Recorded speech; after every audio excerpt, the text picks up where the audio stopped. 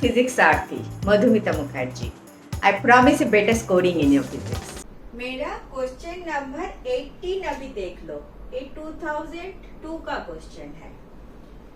Question number 18 2002 का question है. देखने में तो बहुत इजी है. देखो, a condenser has a capacity 2 microfarad and is charged to a voltage of 50 volt. The energy stored is, option क्या दिया, 25 into 10 to the power 5 joule. B option क्या दिया, 25 जूल. सी ऑप्शन क्या दिया, 25 into 10 अर्क. And D option दिया 25 into 10 to the power 3 अर्क. Energy का यूनिट जूल अर्क क्या है? जूल इज एसआई यूनिट, अर्क इज सीजीएस यूनिट. क्लियर? याद आया? ठीक है. देखो क्वेश्चन क्या बोल रहा है, इजी तो लग रहा है. Condenser has a capacity C equal to 2 microfarad equal to 2 into 10 to the power minus 6 farad. Voltage is 50 volt. Energy E energy पूछा है. एनर्जी बोले तो वर्क डन. पहले भी एक बार कर चुकी हूँ, सिंस और कुछ करने का नहीं है इसमें. E equal to half CV square.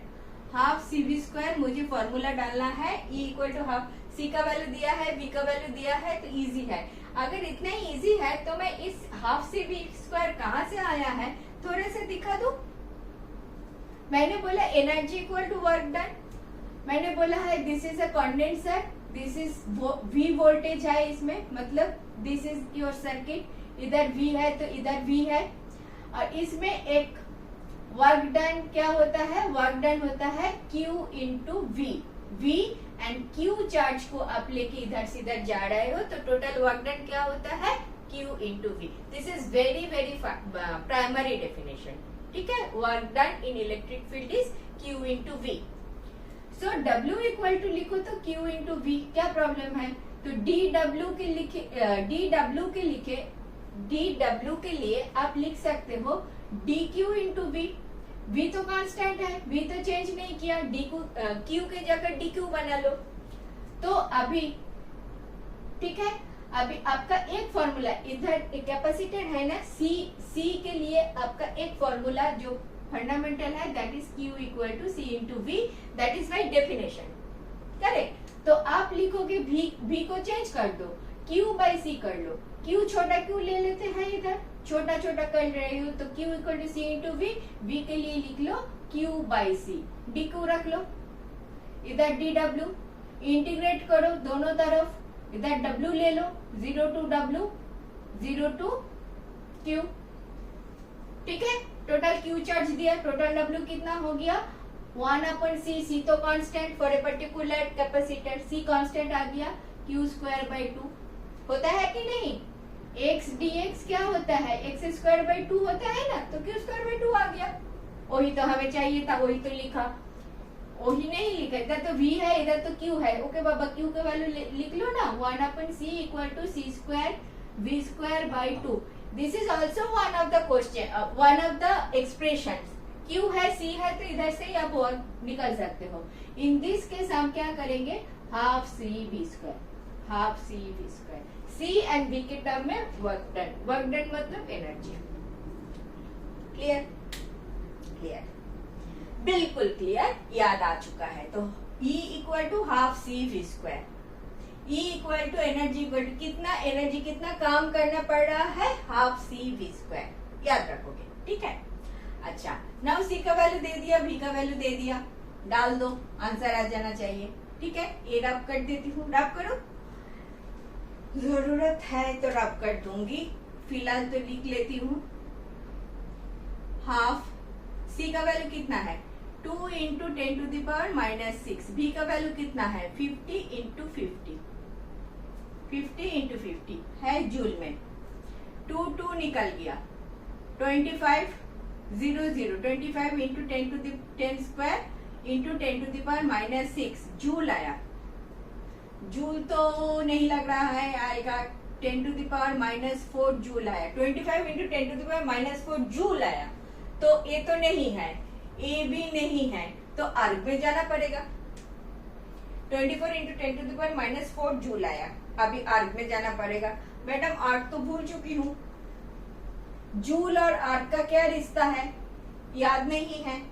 Joule और आर्क का क्या रिश्ता है, मुझे जूल और आर्क ERG इसका एक रिश्ता चाहिए। थोड़ा एक्स्ट्रा बातें कर देते हैं, थोड़ा सा याद दिला देते हैं, ठीक है।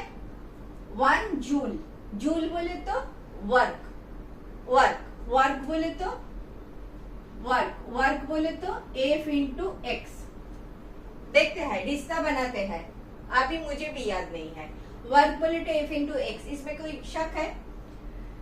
F बोले तो न्यूटन, F बोले तो M इंटू ए, और x तो x है।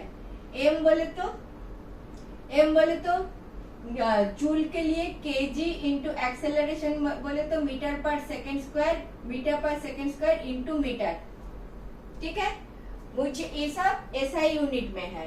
This is equivalent to your joule, मुझे CGS में लेना है, तो kg बोले तो 1 kg equal to 10 cube gram, 10 cube एक ग्राम। मीटर स्क्वायर, 1 मीटर बोले तो दिस इज मीटर स्क्वायर, मुझे सेंटीमीटर करना है, तो 10 square centimetre, 10 square centimetre, second का कुछ नहीं होता, सेकेंड स्क्वायर नीचे, तो ये क्या आ गया, आर्क आ गया। आया कि नहीं, तो कितना आया, 1 2 4 और 7, 10 टू द पावर 7 आर्क आ गया। 10 टू द पावर सेकेंड पहले कर लेती हूँ, फिर तो समझाती हूँ। 25 into 10 to the power minus 4 into 10 to the power 7 erg, क्या आ गया, 25 इंटू 10 क्यूब आर्क। ऑप्शन है ना, है ना, होना ही चाहिए, होना ही चाहिए।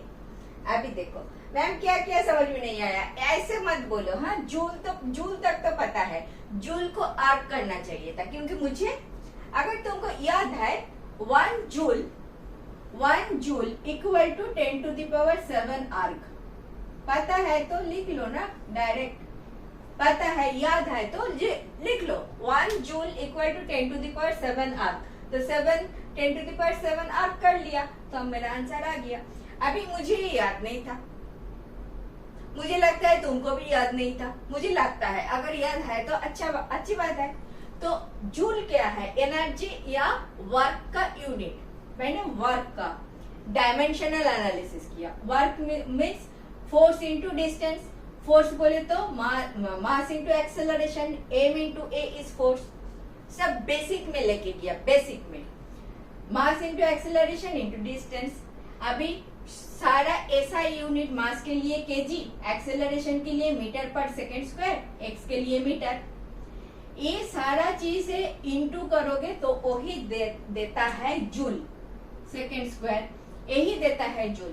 मुझे CGS में लाना है तो केजी का 10 टू द पावर 3 ग्राम कर लिया, मीटर का 10 स्क्वायर सेंटीमीटर, 10 स्क्वायर सेंटीमीटर, नीचे सेकेंड स्क्वायर, ये दे दिया मुझे आर।